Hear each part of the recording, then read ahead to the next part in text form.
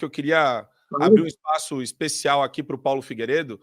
Paulo, eu acho que eu falo em nome de todo mundo aqui do Fio Diário, cara, e de todos os brasileiros, não só os que vivem militando e dentro dessa discussão, mas, cara, o trabalho que você tem feito entrou para a história, sabe? Você pode não fazer absolutamente mais nada a partir de agora.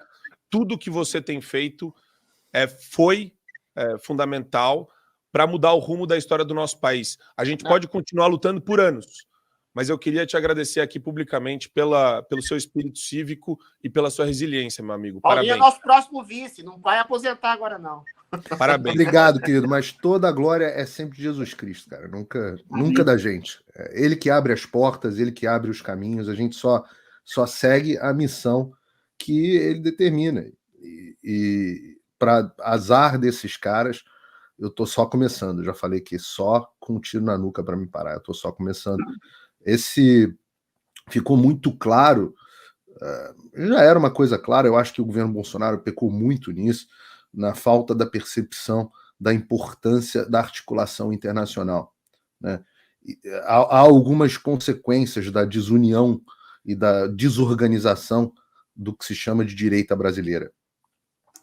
As acusações do Alexandre de Moraes de que existe uma milícia digital no Brasil, elas não são só inverídicas, mas elas são ridiculamente inverossímeis.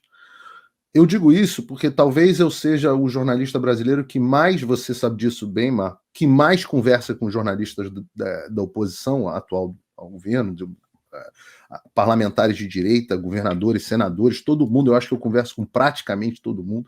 E o grau de desunião e desarticulação é completo. Em nível nacional. No nível internacional, a coisa sai completamente do ridículo. Oi, eu vou ter que parar o vídeo só para te atualizar. A perseguição implacável continua. Desde dezembro de 2022 eu continuo sem passaporte, com as contas bancárias bloqueadas, redes sociais banidas no Brasil e muito mais. Agora estão vindo atrás de mim até porque eu contei para vocês os bastidores do que acontecia com os militares. E a novidade é que o Locals, onde muitos me apoiavam, fechou o acesso aos brasileiros por conta do STF. Então criei uma nova forma de você me apoiar diretamente. Você pode ser agora meu apoiador com uma pequena quantia por mês e ter acesso a vários conteúdos exclusivos, ou você pode agora também ser o meu patrono e passar a integrar comigo o meu grupo de elite, um grupo fechado de WhatsApp só para os patronos, além de fazer reuniões de Zoom mensais comigo para a gente discutir a situação do Brasil e do mundo. Se você quer que eu continue fazendo o meu trabalho, me apoia, use o link na descrição e eu garanto que eu vou continuar fazendo a minha parte. Muito obrigado. Enquanto a esquerda conta com ONGs financiadas com dinheiro público e conta com ONGs, inclusive internacionais, agindo para defender o lobby da esquerda nos Estados Unidos. E para quem não acredita em mim, pelo amor de Deus, procurem o que é o Washington Brazil Office, uma ONG que foi fundada em 2022, que eu puxei a lista de doadores aqui nos Estados Unidos, uma ONG nos Estados Unidos, associação sem fins lucrativos, portanto com doação dedutível de imposto de renda, e doadores que nós não sabemos quem são, mas que têm como parceiros MST, MTST, Instituto Marielle Franco, Instituto Vladimir Herzog, Sou da Paz, todo o lixo que você pode imaginar do Brasil como parceiro. Eles têm um escritório aqui nos Estados Unidos, em Washington, full time, fazendo lobby, o que, na minha opinião, fere, inclusive, a legislação americana do FARA, que é a legislação que proíbe agentes externos fazerem lobby para interesses de governos sem o devido registro. Mas isso é uma investigação que eu vou para seguir em curso mais para frente. Mas enquanto a esquerda conta com uma organização completa, a direita não tem nada. O único parlamentar brasileiro que dá alguma atenção para isso é o Eduardo Bolsonaro, alguém que vem fazendo essa articulação e contatos há bastante tempo, mas ainda assim de forma tímida. Quando o Jair quis colocá-lo como embaixador para os Estados Unidos, todo mundo fez graça, todo mundo riu, todo mundo falou que mesmo a direita abandonou o cara, disse que era uma péssima ideia. Ele teria sido absolutamente um embaixador fantástico. E ele foi o único parlamentar que, num primeiro momento, prestou atenção nisso. Depois nós tivemos outros. Com o tempo, depois da derrota, né? Depois que o Jair Bolsonaro saiu do poder, ele mesmo, que não dava nenhuma atenção para o exterior, passou a incentivar, não vou dizer incentivar, mas passou a avalizar esse tipo de ação. Então, e outros parlamentares entraram. No primeiro momento eu tive logo o apoio da Carla Zambelli, depois a coitada ficou sem passaporte, a gente tem que lembrar que ela é uma parlamentar sem passaporte tomado pelo Alexandre. Depois, mas nós tivemos Eduardo Girão, Jorge Seife, Magno Malta no Senado, depois até o senador Portinho esteve aqui nos Estados Unidos também. Começamos a ter apoio de vários parlamentares, o Nicolas entrou no jogo, o Gustavo Gaia passou a ter uma posição muito preponderante, vários outros parlamentares, não vou citar todos aqui, mas para citar um que não é exatamente chamado assim bolsonarista, aliado do Bolsonaro, que é o Marcel Van Hatten, também passou a ter um papel importante aqui. Então, começou a haver uma união, de forma que quando ia haver a audiência aqui no Congresso americano, já havia 50 parlamentares dispostos a virem aos Estados Unidos. Então, a gente saiu do nada para mais de 50. E a bolha foi sendo furada. Num trabalho de formiguinha, eu comecei participando em shows que ninguém assistia, aí daqui a pouco, poxa, vou no Patrick Bet-David, que é gigante, aí isso abre portas, aí vou no Viva, o Viva me apresenta para o pessoal da PragerU. PragerU é muito assistida, a entrevista com a Marissa Streit leva ao Tucker Carlson, o Tucker Carlson já abre espaço dentro do Congresso, as visitas no Congresso começam a gerar frutos, aparecem interlocutores que ajudam a conscientizar o Elon Musk, o Michael Schellenberger entra na briga, o Glenn Greenwald também passa a ter uma importância muito grande. A audiência, para vocês terem uma ideia, ontem às 9 horas da noite dos Estados Unidos eu recebi uma ligação do Congresso dizendo assim: what the hell is going on? O que está acontecendo no Brasil? A gente está assistindo tudo que está acontecendo e, meu Deus, isso tomou uma proporção gigantesca. O que eu falei para eles foi, ora, chamem o Elon Musk para testemunhar no Congresso na nossa audiência. E a gente está ainda vendo a data da audiência, porque questão de data, de comitê, etc. Mas chamem o Elon Musk para testemunhar. Essa é a minha opinião. E isso foi visto com muitos bons olhos. Então, nós estamos agora, nesse momento, construindo uma aliança. Já tem parlamentares brasileiros que estão indo agora para Bruxelas. Você junto, Marco. Nós temos, pelo que eu sei, você está indo junto. Nós temos... eu estou fazendo aqui bastante trabalho já com Portugal, com o pessoal do Chega. Já temos.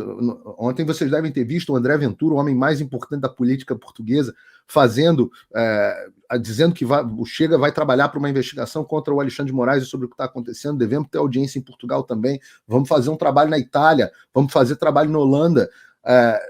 O Parlamento Europeu vira no dia 9, ele tem eleições no Parlamento Europeu no dia 9 de junho.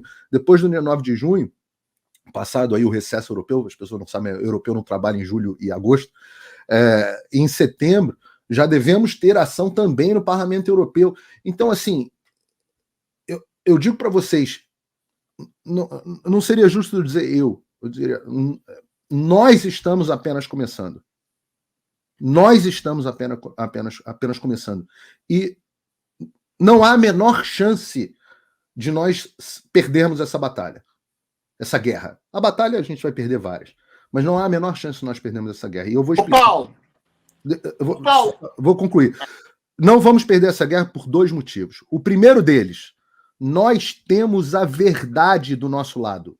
E a verdade, com V maiúsculo, é poderosíssima. Cristo é a verdade. E nós temos a verdade dos fatos, a realidade do nosso lado. Então, quando eu sento e eu digo assim, eu sou a censura encarnada do Brasil, eu sou um jornalista com passaporte cancelado, é inegável. Ninguém tem como contestar isso. Ô, Paulo. Então, a segunda razão pelo qual nós temos a verdade, pelo qual nós vamos vencer, sem a menor sombra de dúvida, é porque a única forma do Alexandre manter essa ditadura é dobrar a aposta infinitamente. E existe um ponto que é o ponto onde até os mais isentos, o establishment, até aqueles que apoiaram o Alexandre, vão se cansar. Eu digo isso. As pessoas comuns do Brasil estão agora, pela primeira vez, prestando atenção se há alguma coisa de errado acontecendo no Brasil. Pela primeira vez. E claro que a esquerda vai ter as posições dela, vai tentar construir narrativa, isso tudo faz parte da guerra do jogo. Mas nós temos a verdade e a única forma dele combater a verdade é dobrando a aposta da censura. Até onde ele vai conseguir dobrar? Eu estou disposto a ir até o final. Eu estou disposto a dar minha vida por isso. Se for essa a contribuição que eu vou dar para esse mundo, tá tudo certo. Ô, Paulinho, a pergunta que eu queria te fazer, na verdade, é uma questão que eu coloco. O mundo sabe que a Venezuela é uma ditadura, o mundo sabe que a China é uma ditadura, que a Rússia é uma ditadura, que a Nicarágua é uma ditadura, que Cuba é uma ditadura. O mundo sabe que Cuba é uma ditadura, por exemplo, há 70 anos. O mundo sabe que a China é uma ditadura desde a sua fundação. Ótimo. Ou seja, esse trabalho que você está fazendo, que é meritoso, que é extraordinário, que o Elon Musk encampou de maneira maravilhosa, extraordinária, um herói, um Marte da liberdade também, né? De estabelecer para o Brasil e para o mundo que o Brasil se tornou uma ditadura, que é uma democracia, que é uma ditadura travestida de democracia. Esse trabalho eu acho que vai ser exitoso e já está sendo exitoso. A pergunta que eu faço para você é: em se sabendo que o Brasil é uma ditadura, em o mundo sabendo, em as autoridades sabendo, em a mídia sabendo, e a gente já está vendo a Globo endossando a ditadura, endossando o Alexandre de Moraes e atacando o Elon Musk de maneira absolutamente ignominiosa. Você acha que o Brasil vai ter instrumentos aqui internos, com as nossas lideranças, com o nosso jornalismo, com os nossos ativistas, para debelar essa ditadura aqui de dentro? Ou o mundo vai saber sempre que o Brasil é uma ditadura, ou vai ficar por isso mesmo e o Brasil vai se tornar uma ditadura conhecida do mundo? Essa pergunta é excelente, porque você citou Cuba, você pode citar a Coreia do Norte, você pode citar a Venezuela, você pode citar a China, você pode... Em geral, as ditaduras são quase sempre comunistas, né? As pessoas têm que entender será que há alguma conexão entre essas duas coisas? Mas esse é exatamente o que eu quis dizer com o Alexandre vai ter que ir dobrando a aposta até chegar ao ponto de um desses regimes. Porque a Venezuela não chegou a esse ponto de censura. E digo o seguinte, nós estamos em alguns pontos mais avançados do que a censura, do que a Venezuela. O Elon Musk não está saindo da Venezuela. Tá? Então, o que eu digo assim, o Brasil não vai virar a Venezuela. Eu falo assim, você está dizendo isso do ponto de vista econômico ou do ponto de vista de liberdades individuais? Porque do ponto de vista de censura, nós já ultrapassamos a Venezuela. Mas a Venezuela não chegou a este ponto de liberdades individuais, que está fazendo um projeto para criminalizar o pensamento conservador. Ela não chegou nesse ponto do dia para a noite. Houve uma série de apostas que foram dobradas até o ponto onde a única forma de você manter a população, a mesma coisa na China, a mesma coisa em Cuba, etc. A única forma é você manter a população na base da baioneta. E aí eu inverto a sua pergunta, porque a forma, na minha opinião, a forma correta de ver é essa. Existem meios institucionais para a esquerda manter o poder desta forma, na ponta da baioneta, na única forma que é possível, na qual é possível você manter uma ditadura depois que você vai dobrando a aposta? Eu digo que não. Eu, que sou um crítico ferrenho da postura das nossas Forças Armadas no ano passado, por inação, digo que elas também não agiriam para preservar esse regime. Porque a gente pode entrar aqui nas Forças Armadas, eu não quero entrar muito, só basta dizer o seguinte: o Exército Brasileiro, a Marinha Brasileira, a Força Aérea Brasileira, a Aeronáutica Brasileira, as forças policiais brasileiras, não estou falando de meia dúzia da Gestapo, da Polícia Federal do Alexandre, eu estou falando, de um modo geral, as forças policiais brasileiras não vão fuzilar a população para preservar o Alexandre de Moraes. E essa é a única forma com a qual ele pode manter o regime. A única, não há outra. Então, a minha família odeia que eu diga que só vou parar com um tiro na nuca, mas isso é verdade, porque é o fim de todas as ditaduras. Quando o exílio não funciona mais, ele só tem isso. Então a pergunta que eu faço para você é: o Alexandre vai dobrar a aposta até onde? Ao ponto de que o regime vai achar que ele está pesado demais. Mas, Paulinho, o Brasil é o país do deixa de sismo.